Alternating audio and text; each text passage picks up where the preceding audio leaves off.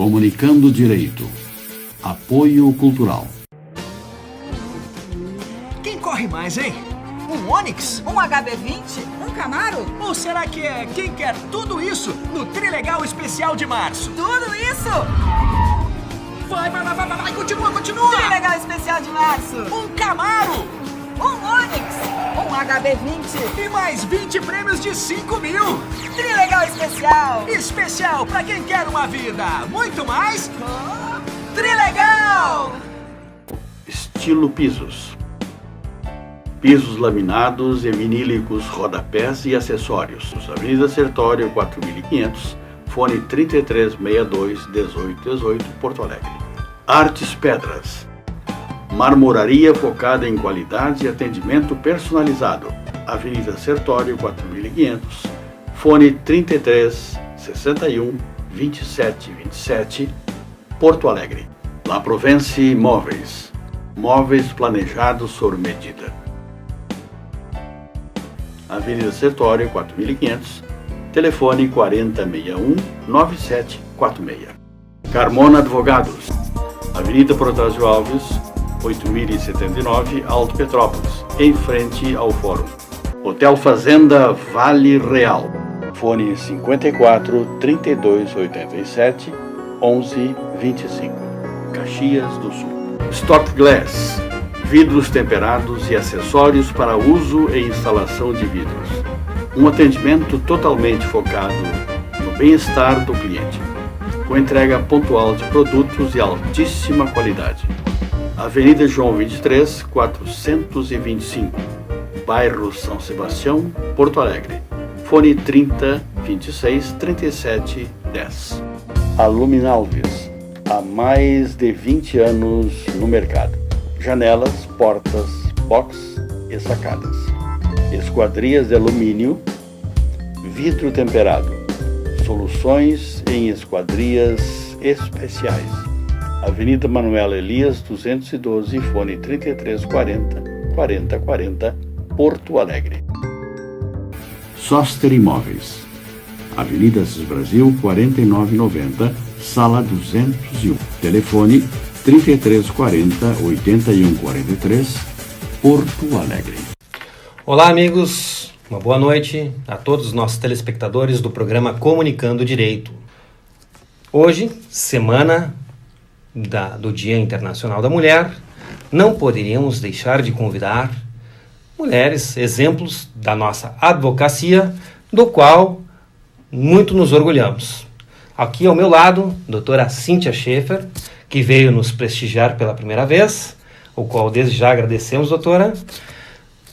Ao meu lado mais à direita, doutora Ângela Beatriz, que está sempre no nosso programa, assiduamente. E aqui mais ao centro, ao meu lado, o doutor Aloísio Martins. Gostaria de fazer um brevíssimo poema às mulheres que sintam-se todas homenageadas pela passagem do Dia Internacional da Mulher neste 8 de março. Mulher, que seja sempre lembrada, não apenas por um dia, mas no dia a dia. Que seja sempre festejada, não por convenção, mas pelo seu valor, sua força, seu coração. Que sejas respeitada com todo carinho e com todo amor, hoje e sempre. Esses são os votos, então, do programa Comunicando Direito, que está começando neste primeiro bloco. Como passamos, então, pelo Dia Internacional da Mulher, e as mulheres, historicamente, né, tivemos muitas lutas pelas mulheres para que hoje, né, nos dias de hoje, tenha alcançado o seu espaço profissional, né, e no seu espaço na sociedade. Nem sempre foi assim. Antigamente, né, as mulheres dependiam unicamente, exclusivamente dos homens. O machismo imperava. Hoje não é mais bem assim. E aí nós temos o espaço conquistado pelas mulheres, e aqui gostaria de ouvi-las para podermos desfrutar, para ouvi-las o que elas têm a falar profissionalmente da sua vida pessoalmente, né? Por que não? Porque as mulheres, além de desempenharem um forte trabalho profissional, também cuidam dos lares e cuidam dos maridos, na verdade. Elas têm, na verdade, uma jornada tripla, na verdade. Então, aqui, doutora Ângela Beatriz, gostaria de ver o seu pronunciamento, né, pela essa passagem do Dia Internacional da Mulher, e gostaria de que falasse um pouquinho sobre dessa história no mundo jurídico, como foi toda essa... Primeiramente, muito obrigada pela homenagem, um belo poema. E dizer, né, que o Dia Internacional da Mulher foi criado no final do século XIX, nasceu nos Estados Unidos, de movimentos que nasceram nos Estados Unidos e na Europa, onde as mulheres pleiteavam melhores condições de trabalho, igualdade salarial, né, condições econômicas, políticas, né, e um tratamento melhor contra o machismo. E a gente vê assim que passado tanto tempo, então, assim, alguma coisa mudou, mas não muito. Não muito, deveria ter avançado muito mais. Ainda não se tem equiparação salarial entre homens e mulheres, as mulheres ganham menos, né? Não se tem o respeito pela mulher. A cada hora, mais de 500 mulheres são agredidas no Brasil. Por dia, 135 mulheres são estupradas no Brasil. E mais de, não lembro agora o número, mulheres são assassinadas pelos seus companheiros, namorados, maridos, enfim. Por quê? Porque existe o sentimento de posse, de domínio da vida daquela mulher, né? Eu decido se ela vai viver ou não. O homem ainda quer o poder. Então, e isso é uma realidade que está aí, todo dia a gente vê no jornal, na mídia, né? Então, não mudou tanto assim, melhorou, vamos dizer que melhorou. São 3 jornadas, como o doutor Felipe falou, né? Cuidam da casa, dos filhos, trabalham fora, né? Às vezes, muitas mulheres são a chefe da família, isso já é uma coisa que está... Tem algumas que sustentam o lar ainda. O lar, né? Assim, muitas... são que eles chamam de chefe de família, sustenta o lar, cria os filhos sozinha, né? Muitas são chefe de família mesmo com o marido em casa, porque tem que trabalhar mais. Então, é bom que tenha um Dia Internacional da Mulher. É para a gente refletir que esse dia não foi criado para se homenagear a mulher pelo fato de ser mulher, pelo romantismo, pela luta, né? Se teve o direito do voto, conseguimos isso, né? Uma luta penosa. E hoje eu me pergunto, será que está valendo a pena hoje votar? Votar em quem? Com esse país do jeito que está, né? Então é complicado, assim, a situação ainda não está como deveria. Eu acho que a mulher ainda não é reconhecida, não é tratada como deveria ser. Doutora Cíntia, a doutora Ângela fez uma bela explanação ali com relação a essas diferenças, talvez até essa dificuldade, né, do gênero, esses preconceitos do gênero feminino, né? A doutora, como advogada, ela vê isso, me parece, a Constituição de 88, ela deveria, né, equiparar alguma coisa. Aí nós temos, né, a Constituição dizendo que o homem e mulher são iguais. Mas no dia a dia é isso? Boa noite. Primeiramente agradeço o convite e a homenagem também. Fiquei sensibilizada, muito linda. É sempre bom receber. Bom, eu sou advogada, atuo muito na área trabalhista, né? E há 10 anos já. E o que eu noto, assim, na Justiça do Trabalho é um grande respeito por mim e pelas minhas colegas, né? Eu tenho muitas amigas que atuam também na área trabalhista e eu acho que a gente tá conseguindo, como a doutora colocou, ainda não está como deveria estar, mas eu acho que a gente está conseguindo evoluir bastante, né? Eu mesma no escritório já recebi, assim, vários relatos de clientes que dizem preferir contratar mulheres como advogada, né? Isso é muito bom, porque aí parece assim que o machismo está um pouco se afastando nesse momento, né?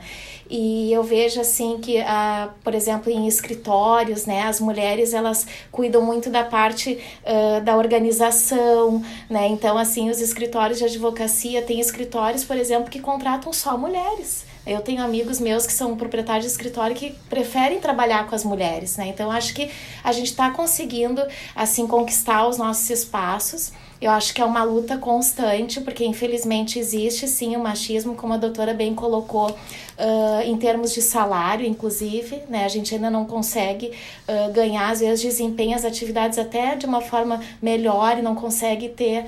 Existe um certo preconceito, mas eu acho que a nossa luta, sendo constante, a gente está conseguindo sim conquistar cada vez mais os nossos espaços. Né? E na Justiça do Trabalho, por exemplo, que eu vivencio muito, cada vez mais, né? Juízas, mulheres que estão lá atuando e se impondo perante os homens em audiência, né? Então, assim, acho que isso, para nós, cada vez fortifica mais a nossa classe. Então, acho que estamos no caminho, pelo menos, né? Hoje até fiz uma consulta à nossa querida OAB e fui informado que mais de 60% dos inscritos na OAB do Rio Grande do Sul são mulheres, né? Mulheres, né? Em concursos também a gente vê, né? As mulheres cada vez mais, até como eu tenho amigas delegadas, por exemplo, é um orgulho para nós, né? Estão lá prestando concurso que antigamente era difícil tu ver uma mulher indo de frente, né, contra assim, a criminalidade, e elas estão cada vez mais atuantes, então isso é um orgulho. Tem até uma delegada aqui no Rio Grande do Sul, não sei se o doutor Aloysio viu, ela já saiu em vários noticiários, ela se formou na PUC, salvo engano, e ela sempre usa rosa, né, tons femininos, assim, eu já vi, né, e ela dá um tom diferente numa delegacia, porque a delegacia ela é delegada da Polícia Civil, sim, e aquele preto e branco, aquele sóbrio, né, até alegra, né, a parte da delegada, mas ela não deixa de ser profissional, né, e os demais, né, que trabalham da delegacia tratam com muito respeito, e até, né, os meliantes assim que estão ali sendo conduzidos. Mas, doutor Aloysio, como é que o doutor vê essa evolução? Até 2002, né, nós tínhamos o Código Civil de 1916, que o Código de 1916 era totalmente machista, né? A mulher não poderia trabalhar sem o consentimento do homem. Né? Era causa de anulação do casamento se a mulher, né, não fosse mais virgem, né, não fosse mais inocente, e isso, no menos aí 25 anos atrás, não é uma história tão longa, né? E isso nos dias de hoje, no mundo jurídico, doutor Aloysio, ainda existem essas aberrações de legislações que fazem esse enfrentamento, que colocam a mulher, de certa forma, numa situação mais vulnerável? Aquilo que a doutora Ângela disse, que realmente a coisa não está ainda como deveria, mas nós temos que ver que há alguns anos atrás, 30, 40, 50 anos, a mulher sequer trabalhava. Quer dizer, então, isso aí é um movimento lento, que acho que tem que ser feito isso de forma gradativa. Não se pode de uma hora para outra conseguir aqueles direitos para as mulheres de forma totalmente igualitária. Isso tem que ser de forma gradativa, né? Então eu lembro que há pouco tempo atrás nós tivemos a primeira ministra no Supremo Tribunal Federal, que foi a ministra Ellen Grace. Talvez 20 anos atrás, a primeira desembargadora mulher que era, eu acho, a Berenice Dias, não me memória. Quer dizer, então, eu acho que gradativamente as mulheres elas estão obtendo conquistas que, com o passar do tempo, elas vão sendo solidificadas e cada vez com mais direitos, né? Sim, então, isso é um processo lento, isso tem que ser de forma gradativa. Agora, eu vejo realmente que, aí eu não saberia dizer o motivo, Porque as mulheres, infelizmente, elas ainda são vulneráveis. Via de regras, elas são sujeitas a assédio. Então, as mulheres são contratadas, e isso não acontece só no meio jurídico, isso no meio televisivo, né? As atrizes lá para fazer, tem tal teste sofá que ele diz lá, não sei como é que é, parece que para fazer o teste lá e ser aprovada, tem que dormir com o diretor, etc. Isso existe. Nós temos que reconhecer que existe. E está cheio de atrizes aí dizendo isso. Que relatam esses fatos. Então, infelizmente, isso é uma coisa que ainda vai levar algum certo tempo para que se modifique, né? Talvez com a legislação mais rigorosa, punindo com maior rigor o assédio, etc. e tal. Então, acho que a Lei Maria da Penha veio a dar um alento, quer dizer, não resolveu o problema integralmente, mas acho que esse processo, que é lento e gradual, acho que talvez daqui a 15, 20, 30 anos, eu acho que vai haver um equilíbrio que vai perfeitamente igualar os direitos da mulher com o homem. Mas até o doutor Luiz falou uma questão aqui que talvez eu vou trazer aqui para a bancada, para a doutora Cíntia, para a doutora Ângela, que eu acho que é uma situação muito comum. Posso estar equivocado, mas acho que é muito comum. A mulher profissionalmente, se o homem, né, tem uma relação com outro homem, ele tem um pouco mais de simpatia, isso não há problema nenhum, né? Agora, se a mulher tem um pouco mais de simpatia, o homem normalmente já leva para um outro lado, né? Eu não sei se já aconteceu situações, ou se vocês sabem de situações assim, o qual houve esse tipo de assédio por parte, né, com relação profissionalmente, assim, a pessoa está trabalhando profissionalmente, os seus clientes, ou os seus clientes, doutora Ângela, daqui um pouquinho o homem pensa, não, mas essa tá me dando chance aí. Isso é comum? Não, eu advoguei durante 20 anos e nunca tive isso em relação assim, aos meus clientes, que sempre me trataram com muito respeito, tudo, né? Eu tive situações assim, de um cliente que vinha receber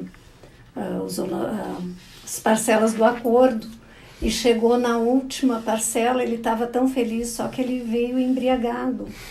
E aí ele estava muito feliz, e ele queria me dar um abraço. E aí ele assim, eu preciso lhe dar um abraço, né? E eu sozinha no escritório, eu tive que pedir licença, espera um minutinho que eu vou ali e já volto. Saí e fui para o escritório do Aloysio, né? Então assim, eu lembro que... E aquilo não era um gesto de malícia, era um gesto de agradecimento, mas não cabia numa relação profissional, né? Estar abraçando o meu cliente, Mas fora esse evento, assim, que me veio à cabeça, agora eu nunca tive, assim, E a doutora Cíntia tem, assim, em relação aos seus clientes, porque, eu confesso, assim, no meu escritório, já atendi inúmeras mulheres e eu já vi diversos relatos, né, de superiores hierárquicos, né, com relação... Assim, com relação a trabalhava com o Aloysio, eles sabiam. Entendi isso. Não sei se vocês viram na semana passada uma reportagem na Zero Hora, relatando assim, inúmeros casos de assédio. Era professora assediando aluna, era dono de escritório assediando colaborador, era chefe de setor do setor público tentando assediar. Então, assim, relatos impressionantes, assim, e aquilo realmente acontece. Eu já, né, o doutor me questionou, eu já tive, sim, situações, assim, que eu me senti constrangida, né, eu trabalho sozinha com uma outra colega, só no escritório, somos só 2 mulheres, né, então, realmente, acho que a questão de ter uma figura masculina no escritório impõe um bom respeito, né, que não é o caso no meu escritório. Já tive, sim, situações, inclusive, já tive situações, assim, da esposa vir até mim me questionar, porque muitas vezes hoje em dia com o WhatsApp, por exemplo, tu troca mensagens com o cliente, tu informa ele de uma perícia, tu informa ele de uma audiência, enfim, né, já tive questões assim da esposa me questionar por que eu estaria enviando um WhatsApp, né, sendo que era uma relação estritamente profissional, né, e hoje ainda pela manhã, por coincidência, que eu nem nem sabia que eu estaria aqui hoje à noite falando sobre isso, foi mera coincidência mesmo, um cliente me relatando que a esposa dele viu a minha foto ali no WhatsApp, enfim, e ficou com muito ciúme dele, que eles ficaram brigando e ela achando que ele estava tendo uma relação comigo.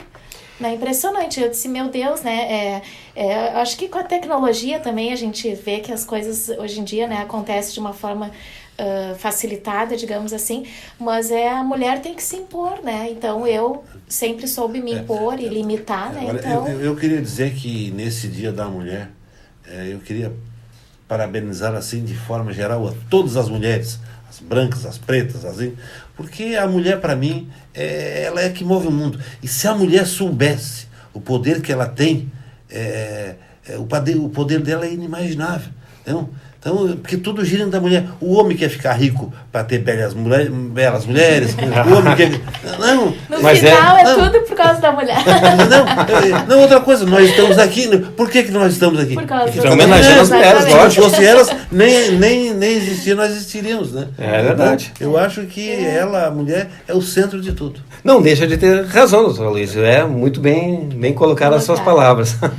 Mas então estamos chegando ao final do primeiro bloco, né? E já voltamos. Comunicando Direito. Apoio cultural. Trilegal! Estilo Pisos. Artes Pedras. La Provence Imóveis. Carmona Advogados. Hotel Fazenda Vale Real. Aluminalves. Então voltamos mais uma vez com o bloco do programa Comunicando Direito, hoje especialmente dedicado às mulheres, né, do nosso Brasil, já em comemoração à passagem do Dia Internacional da Mulher nesse 8 de março. As mulheres na periferia, mulheres na universidade, mulheres transexuais, mulheres bissexuais, mulheres negras, mulheres em todos os locais. As mulheres cada vez ocupam mais o espaço, cada vez mais clamam pelo seu direito e requerem, né, do poder público, né, mais assistencialismo e mais legislações específicas. Contudo, eu só espero que esses direitos que as mulheres estão obtendo não comece a se alongar demais e acabe tirando o nosso mercado, né? Não, doutora Luísa. Não, doutora Luísa. Uma vez até eu falei uma situação dessa que poderia até ser por exemplo, a lei de Maria da Penha seria inconstitucional, porque estaria, né, contra os direitos do homem, discriminando o homem. Mas, na verdade, os nossos estatutos, eles vão a favor da Constituição Federal, né, que é a isonomia, né, tratar os iguais e os desiguais para igualar, né. A questão da Lei Maria da Penha é uma situação bem típica, né, de que as mulheres sofriam muito, né, com a violência doméstica. Mas o homem também pode sofrer com a violência doméstica. Mas... E ele também é protegido pela Lei Maria da Penha. Há entendimento nesse sentido. Sim, no ambiente doméstico. E tem aquele homem que é casado com uma mulher que vai com um rolo de macarrão para bater na cabeça. Tem mulher que não é submissa. Não, mas não é só agressão física, né? Agressão psicológica, né? Não, eu tô falando. Olha que isso está gravado no programa, isso pode ser usado como prova, doutora. Mas a gente faz um pouquinho de brincadeira. É verdade. Mas é isso aí, né? A legislação hoje, ela tende, né, a igualar. Mas, no entanto, o que a gente vê com relação aos programas sociais do governo, que quando falta dinheiro, principalmente a todos esses destinados às mulheres, são os primeiros a serem cortados. O que as nossas colegas aqui de bancada podem também trazer alguns dados, né, sobre esta situação que as mulheres vivenciam, sobre a legislação, né, com relação às mulheres? Bom, a Lei Maria da Penha, eu vejo assim como uma grande evolução para nós, né? Uma proteção. A gente sabe que na prática, muitas vezes, ela deixa um pouco a desejar, né? Porque na teoria é uma coisa e no dia a dia acaba deixando a mulher ainda um pouco desprotegida. Mas eu acho que foi uma evolução grande, a gente tende a cada vez precisar, né, mais, porque infelizmente a gente sabe que no dia a dia muitas são vítimas de maus tratos, de agressões, como o doutor bem colocou, não só física, né, mas psicológica também, que muitas vezes é pior do que a física. É verdade. Até, né? Então, eu acho assim, a gente tem que fazer valer, né? E quando eu sou procurada por mulheres no escritório, muitas vezes elas têm medo do companheiro, né? Tem medo até de registrar uma ocorrência, enfim, porque acham que a partir daí a situação ainda vai ser mais agravada. Mas eu sempre digo que a gente tem que, né, exteriorizar, a gente não pode temer. Né?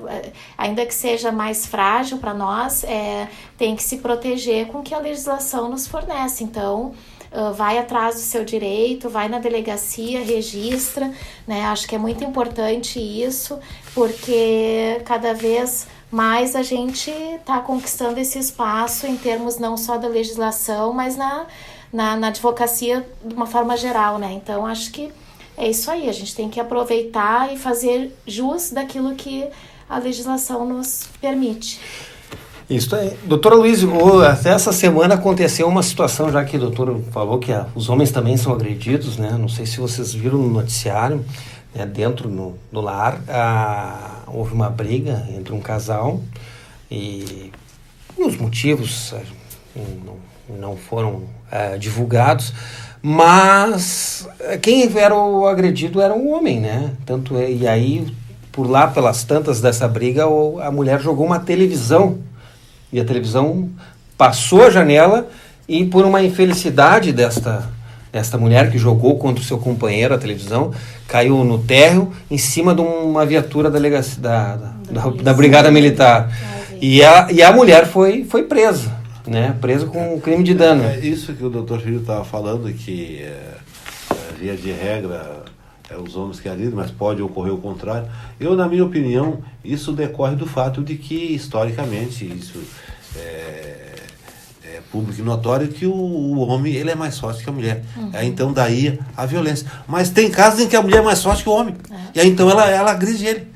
Porque prevalece a lei do mais forte, às vezes.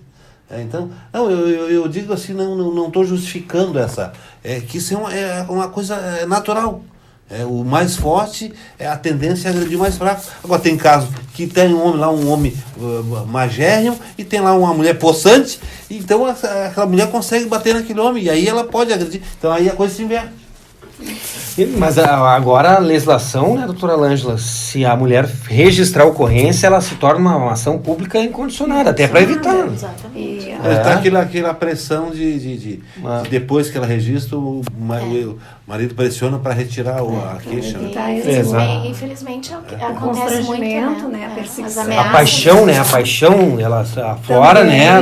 E a mulher, acho que ela tem uma tendência a perdoar mais. Não, eu me lembro assim que eu fiz, na época eu fiz estágio no Ministério Público, no Foro do Sarandi, e era muito comum mesmo, a gente ir para uma audiência preliminar e chegar lá, a mulher muitas vezes nem ia na audiência, né? Porque registrava a ocorrência, na outra semana já tá tudo a mil maravilhas e aí esquece, né? Mas eu tenho certeza que dentro de alguns anos os direitos vão estar totalmente iguais e... Esperamos, né? Mas em relação à Lei Maria da Penha, como a doutora Cíntia colocou, né, uma lei que veio amparar as mulheres, e essa lei veio por uma determinação de um órgão do exterior que controla, que fiscaliza, né, um órgão de direitos humanos, se não me engano, a OEA, que multou o Brasil, porque o Brasil não tinha uma lei protetiva para a mulher. Aconteciam muitos crimes e não acontecia, não. Então o Brasil foi multado e aí sim se criou a Lei Maria da Penha, com todo o esforço da Maria da Penha também, que foi inclusive para o exterior, para conseguir punir o marido, né, o ex-marido. Então, deveria ter sido criada por nós, né? Por que nunca criaram de qualquer maneira, a Lei Maria foi um avanço. Foi um avanço, mas assim, me entristece, me envergonha, porque teve que vir um órgão externo que disse que os direitos da mulher o estavam Brasil... sendo violados, os direitos humanos. Por causa dos nossos mal políticos. Por causa dos maus políticos. Eu vejo assim, no dia a dia, né? Infelizmente, assim, ó, as pessoas chegam, eu quero pedir, vamos supor, pensão alimentícia, né? Mas aí eu fico com medo de ajuizar uma ação de alimentos porque eu vou ser agredida pelo pai do meu filho. Então, assim, infelizmente é um direito que a criança tem, né? Não é nem a mãe, é a criança que tem aquele direito. E aí, no fim, a mãe, que é a responsável pela criança, muitas vezes ela deixa mesmo de ajuizar uma ação por conta do receio e do medo e das ameaças que ela sofre, né? Então, assim, é muito complicado isso, né? Por um lado, a gente tem a lei que protege, mas por outro lado, a pessoa deixa de buscar um direito que ela tem em razão... Porque, né, a sociedade não dá o amparo legal. Exatamente. Né? A lei... Existe a lei... Isso que eu digo, na prática, muitas vezes... Mas na prática, nem sempre, porque mulheres estão sendo assassinadas todos os dias. Tem um problema cultural também, né? Na questão, por exemplo, do estupro. Muita gente diz que a mulher que provocou. Quer dizer, então é um verdadeiro absurdo, né? Porque a mulher está usando uma roupa mais... Tem pessoas... A provocação. Tem pessoas que dizem essa besteira, né? Mas acontece. Que justificaria o ato. São situações. Mas temos aí mais uma notícia muito em evidência aí, né? O ministro do STF determina quebra do sigilo bancário de Temer. Doutor Luiz, primeiro presidente... É uma coisa que nos envergonha, não só aqui como no exterior, né? Porque é a primeira vez na história do nosso país, da nossa república, desde 1988, é a primeira vez que um presidente, no pleno exercício da presidência, tem o seu sigilo quebrado, né? Ele diz que vai apresentar espontaneamente. Acontece o seguinte, e realmente nas contas dele não vão aparecer nada, mas dos assessores tem, porque essas pessoas, eles são muito espertos, né? Isso deve estar lá no nome do seu Loures, do Yunes, daquele coronel que é o faz tudo dele. Quer dizer, então o corrupto, ele não recebe diretamente a propina, ele usa interpostas pessoas, né? Então tenho certeza que investigando esses assessores próximos, alguma coisa ali, na dele não vai, por isso é que ele disse que vai apresentar espontaneamente. Na dele não aparece. E se aparecer alguma coisa, porque ele é burro, além de incompetente, é burro. É verdade. Não, é um desdobramento da operação, engraçado, né? Carne Fraca, o nome da operação da Polícia Federal, né? Antes era Lava Jato, agora é Carne Fraca. Será que tem alguma relação agora, direta aí? Para mim, esse presidente Temer é um dos piores presidentes esse presidente aqui, e essa questão de que está acontecendo aí, essa falcatrua, essa dos portos lá no Santos, teria ocorrido quando ele era vice-presidente. Ele já fazia falcatrua quando era vice-presidente. Imagina como presidente. Na verdade... Começou lá em 2013. Na verdade, como o doutor Luiz falou, né, a questão da corrupção ela está instalada no alto escalão do nosso Brasil. Aí, infelizmente, graças a Deus, nós temos a Polícia Federal que está investigando, né, e está com essas operações, estão desdobrando várias situações que a gente acaba não tendo conhecimento, nós, seres humanos comuns, digamos aqui, da quantidade de dinheiro que é retirado de programas, de projetos que poderiam muito bem, né, servirem para, digamos assim, amadurecer o nosso Brasil com investimentos em hospitais, né, educação. E, infelizmente, o que está acontecendo é muito pelo contrário, né? Há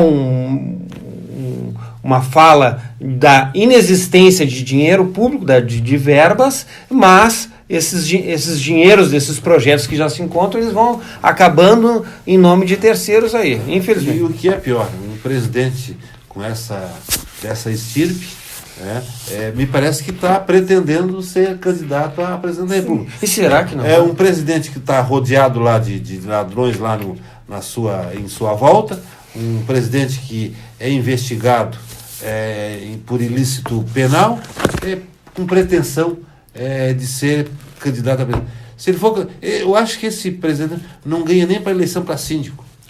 Não, doutor Luiz, eu acho que os doutores aqui ganha para síndico. Ele ganha se não tiver outro candidato. Ele ganha se não tiver outro candidato. Porque quase sempre ninguém quer ser síndico de prédio. Eu não gostaria de ser vizinha dele, morar no mesmo condomínio. Eu queria ser vizinho porque eu ia morar bem. Eu gostaria. Certamente ele não moraria no lugar onde que eu moro, né? Eu gostaria, né? Então o lado, né, inverso seria esse, né? De querer morar perto do presidente. Eu gosto de ter bons vizinhos. Nem tanto. Pessoas do bem. Modesto, né? Mas é como o doutor falou, né? É uma pena, é muito triste isso, né? Porque a gente parece assim, cada vez mais surgem fatos, acontecimentos pra gente se envergonhar, né? Infelizmente. Cada dia surgiu. O presidente da República é a pessoa que tem que dar orgulho, né, para a pátria, né? A gente tem que ter orgulho de olhar para ele e dizer, esse é o presidente que nos representa, mas infelizmente para chegar ao ponto de pedir quebra de sigilo bancário, então aonde há fumaça, fogo. Exatamente. Para eles pedir eles isso. não iam fazer, não tomar uma medida dessas. Exatamente isso. Principalmente ainda sabendo que a Polícia Federal é vinculada ao Executivo. Sim. Ela é vinculada ao Executivo, ou seja... o chefe agora, que na verdade a semana passada caiu. Como diz Nagir, caiu bem caído. E talvez, será que não tinha alguma situação aí de garantia, de olha, vamos segurar? Não se sabe também, né, doutor Luiz? Porque daqui a pouquinho, né, o chefe da Polícia Federal quer investigar mais, o presidente diz, não é por aí a coisa. Daqui a pouquinho...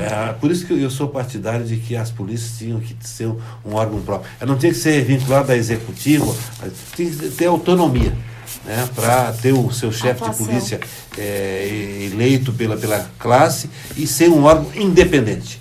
Aí não estaria subordinado lá ao Ministério da Justiça, etc. e tal. Então tá. Vamos terminando por mais uma vez o segundo bloco aqui do programa Comunicando Direito, e já voltamos com as perguntas dos nossos telespectadores. Comunicando Direito. Apoio Cultural. Trilegal! Estilo Pisos. Artes Pedras. La Provence Imóveis. Carmona Advogados. Hotel Fazenda Vale Real. Aluminalves. Estamos voltando com o terceiro e último bloco do nosso programa Comunicando Direito. Como de praxe, no terceiro bloco, sempre respondemos perguntas dos nossos telespectadores. Aquele telespectador que queira fazer o seu questionamento e a nossa bancada, assim, responder, por favor, entre no nosso Facebook, Comunicando Direito, ou através do nosso e-mail, programa comunicandodireito@gmail.com. Faça a sua pergunta, se não quiser se identificar, sem problema algum. Nós, da mesma forma, responderemos a sua pergunta. Só basta colocar essa observação que não quer se identificar. Então vamos a algumas perguntas dos nossos telespectadores respondidas aqui pelos nossos advogados. Primeira pergunta, então, vou direcionar a nossa bancada. Um telespectador que não se identificou informa que adquiriu um imóvel que estava em inventário, tendo a vida sido autorizada pelo juiz e a escritura do imóvel. Entretanto, tem um herdeiro que mora no imóvel e que se recusa a desocupar o imóvel. Pergunta, o que ele pode fazer? O que ele pode fazer, doutor Luiz? Essa é uma situação muito simples de ser resolvida.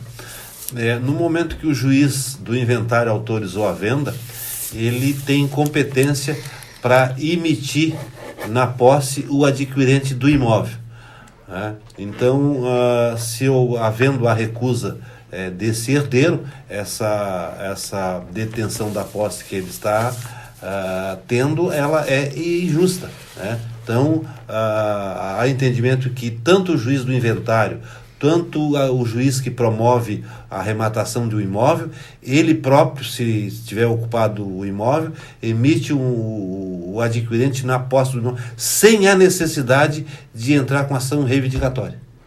Ele já tem fazer, digamos assim, a ordem de despejo, a emissão de posse. A emissão de posse tira quem está lá dentro do imóvel, porque como ele autorizou a venda, como ele realizou a venda, ele tem essa competência. Isso tem até um enunciado da Corregedoria que diz que o juiz que promove a alienação do bem, ele tem competência para emitir o adquirente. Porque é aquela história, o juiz que vende tem que dar o bem que ele vendeu. Né? Então é uma situação bem tranquila, porque se não, assim não fosse, haveria um problema muito sério, ou seja, o adquirente teria que entrar com ação reivindicatória, uma ação onerosa, etc e tal, morosa.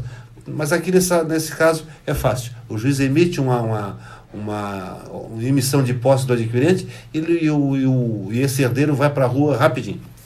É mais justo, né? Eu acho que é o mais correto e um procedimento bem justo.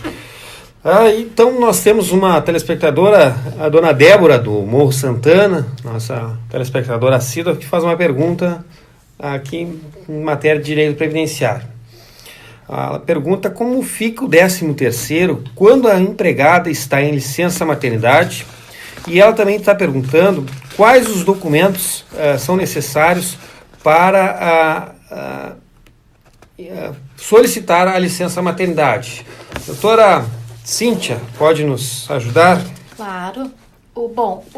A licença maternidade, ela é computada para qualquer fim, né, no contrato de trabalho. Então, para o 13º, inclusive. Então, todo aquele período que ela vai gozar do benefício do salário maternidade, ele vai ser computado para todos os direitos trabalhistas, inclusive para o 13º salário. Ótimo. Em relação à documentação, se ela tiver um vínculo de emprego, ela vai até o RH da empresa e o próprio RH da empresa dá início, então, ao processo junto ao INSS para ela perceber esse benefício do salário maternidade. Se ela não tiver o vínculo de emprego, ela própria vai até uma agência do INSS e leva a certidão de nascimento da criança ou um laudo médico, né, que comprove a gravidez, e o INSS, então, vai providenciar. Né? É importante, nesse caso, que algumas pessoas ficam na dúvida, inclusive as que não mantêm vínculo de emprego, elas também podem receber o benefício do salário maternidade, desde que ela tenha contribuído, né, por 10 meses no INSS, tenha feito recolhimento previdenciário nos últimos 30 meses. Né? Então, ela tem direito a receber também. Isso é uma situação que muitas pessoas não sabem, né? Porque se ela, nos últimos 30 meses, seria praticamente quase 3 anos, né? Exatamente. Nos últimos 3 anos, contribuir 10 meses, né? Como empregada, basta, então... Para receber o salário maternidade. Muito importante. Não sei se algum dos nossos... Doutor Luiz, doutor Ângelo... Vamos passar para mais uma pergunta aqui da nossa telespectadora, que não se identificou. E ela faz uma pergunta bem singela, mas aqui muitos também têm dúvida. Se a Lei Maria da Penha pode ser também utilizada para lésbicas e gays. Doutora Ângela, pode nos auxiliar? Claro, perfeitamente. A Lei Maria da Penha pode ser utilizada para, né, relações homoafetivas. Né, ela ampara, desde, né, sempre que uma pessoa sofrer aquela agressão do companheiro, da namorada, né, enfim, ela pode se socorrer da Lei Maria da Penha, independente da sua orientação sexual. Isso aqui é o que importa, né? Não precisa ser só a mulher, só um, né? Independente da orientação sexual, ela ampara. Então, isso. E é muito justo. Justíssimo. Justo. Eu acho que isso é uma evolução. Eu me sinto orgulhosa com isso, porque é uma luta tão grande para se obter os direitos, né, dos homossexuais, das lésbicas, enfim, LGBT, e ter a Lei Maria da Penha, ter uma lei que ampara essas pessoas quando estão numa relação que as coloca em risco, é ótimo, é maravilhoso. É um avanço. Doutores, aqui tem uma perguntinha aqui da semana passada, que no telespectador eu vou colocar na mesa aqui. Tem um cachorro do meu vizinho late sem parar, o telespectador mandou. O que ele pode fazer?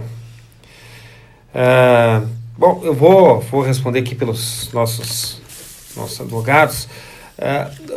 Na verdade, existe uma lei que se chama a Lei das Contravenções Penais. Tá? A Lei das Contravenções Penais, ela determina que o proprietário, digamos assim, o dono do cachorro, ele também utilize, né, situações que inibam, né, esses latidos ou a perturbação do sossego alheio. A perturbação do sossego alheio não quer dizer só naquele horário compreendido entre as 22 horas e 6 horas da manhã, mas sim que realmente perturbe o seu vizinho, a pessoa que se sinta lesada. Então, a lei ampara, né, existe uma lei que ampara essa situação de ter perturbação pelo cachorro. O que este nosso telespectador pode fazer? Primeira coisa, eu acho que ele tem que tentar conversar com o seu vizinho, explicar a situação. Se não funcionar dessa forma, acho que uma notificação seria o mais coerente, e depois uma terceira situação mais drástica, né, registrar a ocorrência policial para uma situação preparatória para uma ação judicial. E aí, neste caso, né, depois, se for o caso, contratar um advogado de confiança para que isso cesse até, de repente, uma ação de dano moral pela situação aí de constrangimento deste animal. É uma situação bem corriqueira entre vizinhos, né? Agora eu pergunto, como é que ele vai poder fazer o cão parar de latir? É uma situação... Adestramento. Hoje em dia tem profissionais que possam assim, fazer pode, isso. Né, aqueles defensores dos animais, eles podem achar que isso seja uma medida mais drástica, mas tem veterinários que fazem, né, uma cirurgia ali com relação às cordas vocais. Então, eu sinceramente, eu gosto de animais, eu não faria isso jamais, né? Eu tentaria sempre conversar com o meu vizinho, mas, né, pode realmente uma situação muito drástica. Eu tenho um funcionário no escritório lá que ele tem 12 cachorros. Imagina. 12 cachorros. Coitado do vizinho dele. 12 cachorros. Imagina esses 12 cachorros. Mas né? é que realmente a gente, pensando assim, parece até meio, né, uma bobagem, mas tu imagina assim, tu querendo dormir, né, tu tá cansado, tu tá estressado. Como é que vai trabalhar no outro dia? Exatamente, né? Então, assim, aquilo que a gente diz, né, o velho bom senso, né, tu te colocar no lugar do outro, né, tu te colocar na posição hoje, do outro. Hoje em dia é muito comum, assim, num edifício, por exemplo, as pessoas têm cachorrinho dentro de casa, quando o dono sai, o cachorro fica latindo incessantemente. Não, isso vai levando a pessoa ao estresse, né? Será que com a focinheira não resolveu o problema? Eu acho que é uma agressão maior ao cachorro. Não, só na hora que ele late. Ele não deve later o dia inteiro, né? Deve ter aqueles momentos que... Vamos falar daqui um pouquinho em jogar bomba, essas coisas assim, né? Eu acho que não. Não é demais. Aí é demais também, não. Se a focinheira é utilizada para evitar que ele possa morder alguém, se a focinheira, coitado do animalzinho, protege a mordida contra inocente, então quem sabe protege do latido. A focinheira é obrigatório quando tu sai com o cão para passear. Sim, mas bota a focinheira em casa para evitar o latido. Eu acho que... não sei se durante o dia todo. Não, o dia todo não. A hora naquele horário que ele está perturbando, na hora de dormir, etc. E tal. Durante o dia deixa ele latir. A maior parte do tempo deve ser... Natural, isso aí. É natural do animal. É natural do animal. Vamos mais uma pergunta aqui aos nossos colegas aqui. A Luana, então, nossa telespectadora, questiona. Ela emprestou um dinheiro para um amigo, porém tentou por diversas vezes se comunicar com ele para receber o dinheiro. Mas o mesmo não responde mensagens e não paga. Ela quer saber se há alguma maneira de enquadrá-lo judicialmente. Eu não sei se alguém poderia nos auxiliar, doutora Cíntia. Teria que ser, eu vejo como uma ação de cobrança, né? Ajuizar uma ação de cobrança. O problema aí maior é a prova. É a forma como ela emprestou. Será que foi verbalmente? Se foi verbalmente, paga se quer. Exatamente, E é pelo complicado, jeito ele não né? quer, né? Não quer, né? Porque eu sempre digo assim para os clientes, né? Que seja um pedaço de papel de pão, a gente diz, né? Que faça assinar. Só que as pessoas usam da boa fé, né? E aí muitas vezes é sem comprovação nenhuma, né? Vamos mais uma pergunta aqui, telespectador não identificado, pergunta qual é o prazo de prescrição para a pessoa que fique isento de cumprir para a sua condenação.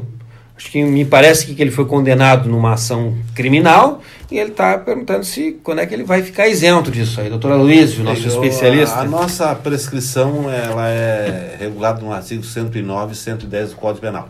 A prescrição máxima é 20 anos. Então,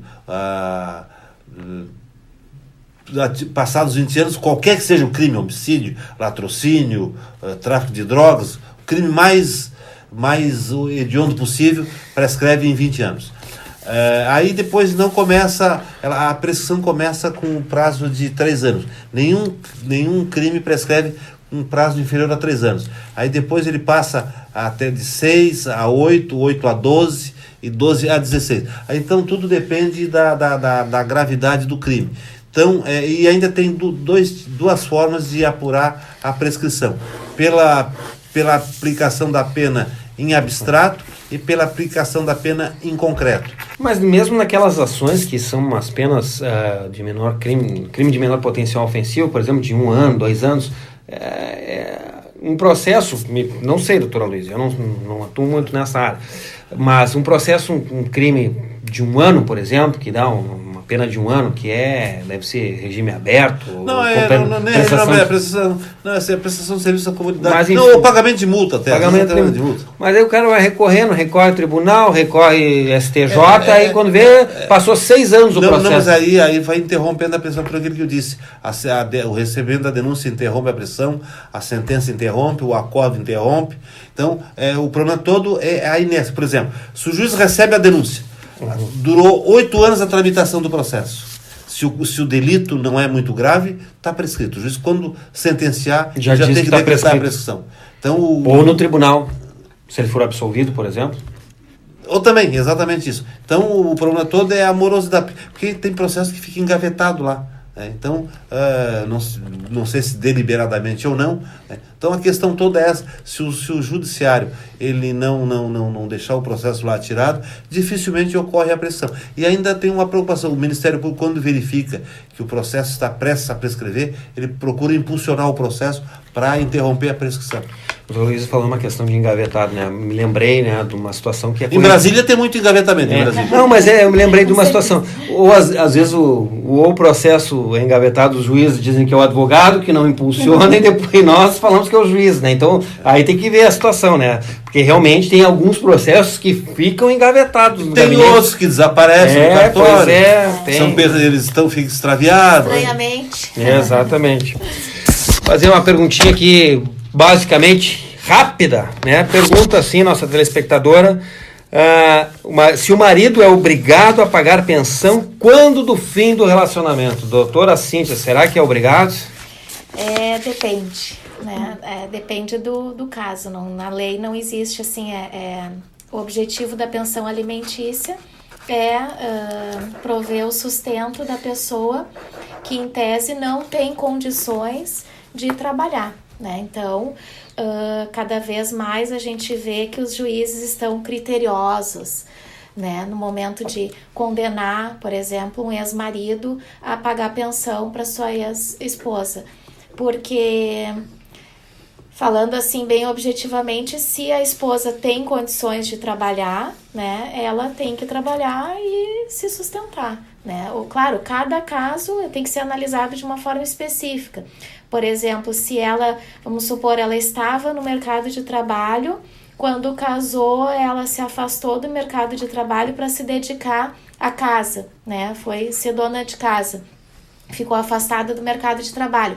Nesse caso, o juiz pode, então, condenar o ex-marido a pagar uma pensão por um determinado período até que ela tenha condições de se recolocar no mercado de trabalho. E se ela for idosa, definitivamente. Exatamente. E aí, depois de idosa, não tem mais não tem mais relativo, é que ela não coloca a idade dela, né? Não Não coloca as tem. condições Ela, dela. na verdade, não tem nenhum outro elemento. É uma pergunta bem assim, vaga, bem mas... vaga, mas assim, eu acredito, né, vejo na prática o que os juízes levam em consideração realmente é a condição daquela pessoa que está pedindo os alimentos, né? E a condição de quem paga também, né? Condição. De repente tem um Eike Batista da vida aí. Pois é. Então, assim, Pode pagar. é muito comum a gente ver o juiz determinar, por 2 anos tu vai pagar a pensão, né? Até que é um tempo razoável para a pessoa conseguir, Se então... bem que é difícil, né? Se é uma mulher jovem, até se... Mas geralmente não é uma Se é mulher jovem e bonita, arruma um marido em seguida. Mas até arrumar o marido tem que ter o outro que paga a pensão. Bom, com essa aí, então, nós estamos encerrando o nosso programa Comunicando Direito. Chegamos ao fim. Aguardamos o nosso telespectador no próximo sábado, às 20h30. Agradeço a doutora Cíntia Schaefer por estar aqui nos prestigiando e nos colaborando aqui com com a sua presença e trazendo as suas ideias, os seus pensamentos. Doutora Luísio Martins e a doutora Ângela Beatriz. Agradecemos a todos. Até a próxima. Comunicando Direito. Apoio Cultural. Quem corre mais, hein? Um Onix? Um HB20? Um Camaro? Ou será que é quem quer tudo isso no Trilegal Especial de Março? Tudo isso? Vai, continua! Trilegal Especial de Março! Um Camaro! Um Onix! Um HB20! E mais 20 prêmios de 5 mil! Trilegal Especial! Especial pra quem quer uma vida muito mais... Trilegal! Estilo Pisos, Avenida Sertório 4500, fone 3362-1818, Porto Alegre. Artes Pedras, Avenida Sertório 4500, fone 3361-2727, Porto Alegre. La Provence Móveis, Avenida Sertório 4500, telefone 4061-9746. Carmona Advogados, Avenida Protásio Alves, 8079, Alto Petrópolis. Hotel Fazenda Vale Real. Fone 54 3287 1125. Caxias do Sul. Stock Glass. Avenida João 23, 425. Bairro São Sebastião, Porto Alegre. Fone 30 26 37 10. Aluminalves. Avenida Manuela Elias 212, fone 3340 4040, Porto Alegre.